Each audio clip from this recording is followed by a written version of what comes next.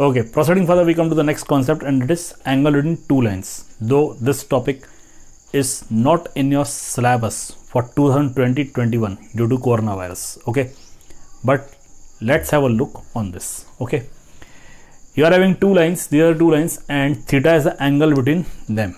Okay, since we are dealing with the vector parts, so we consider this line having direction ratios a1, b1, c1, and this having direction ratios a2, b2, c2. Okay, clear? So this is the line. Suppose you can say L1 and this is line L2. On L1 line the direction ratios are a1, b1, c1. On L2 line the direction ratios are a2, b2, c2. If we consider a vector, suppose vector n1 on this line and vector n2 on this line, okay, what we get? We get vector n1, this is equal to a1 I cap plus b1 j cap plus c1 k cap, and vector n2, this is a2 I cap plus b2 j cap plus c2 k cap. Why? Because if a1, b1, c1 these are direction ratios of line, then clearly the vector along this line will be a1 I cap plus b1 j cap plus c1 k cap, and if a2, b2, c2 are the direction ratios of a line, another line you can say, then the vector along that line will be a2 I cap plus b2 j cap plus c2 k cap. This we have seen in the last video. Here the last point was written. Okay, now what will be cos theta? It will be n1 n2 upon mod n1 into mod n2. This is by scalar product, dot product. Okay, so cos theta, this will be n1 n2, it will be a1 a2 plus b1 b2 plus c1 c2 upon under root of a1 square plus b1 square plus c1 square into under root of a2 square plus b2 square plus c2 square. You get this. By this formula we can calculate the cos theta. Okay, or you can say angle theta. Again, if theta is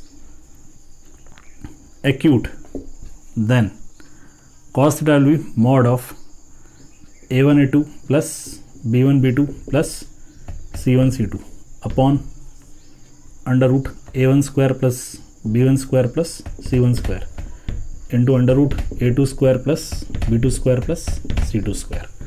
Just give the mod, because for acute angle the answer is always positive, since it lies between 0 to 90 and there all the trigonometric ratios are positive. Now if we separate the terms, we get this a1 a2 upon under root of a1 square plus b1 square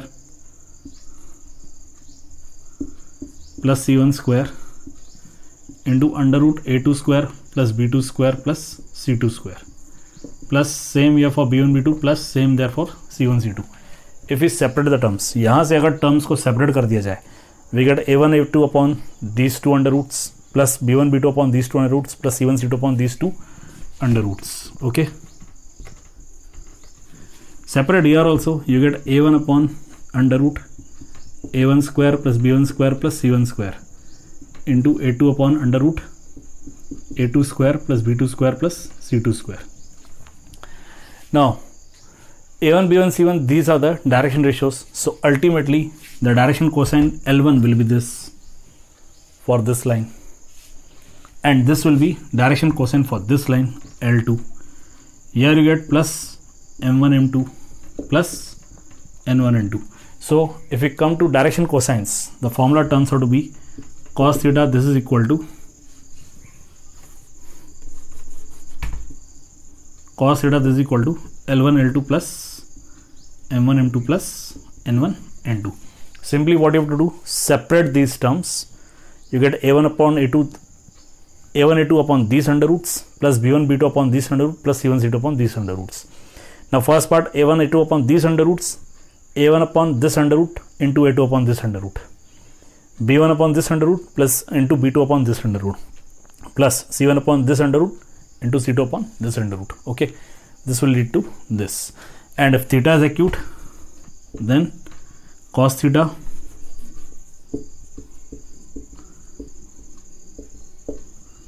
then your cos theta, it will be mod of L1 L2 plus M1 M2 plus N1 N2.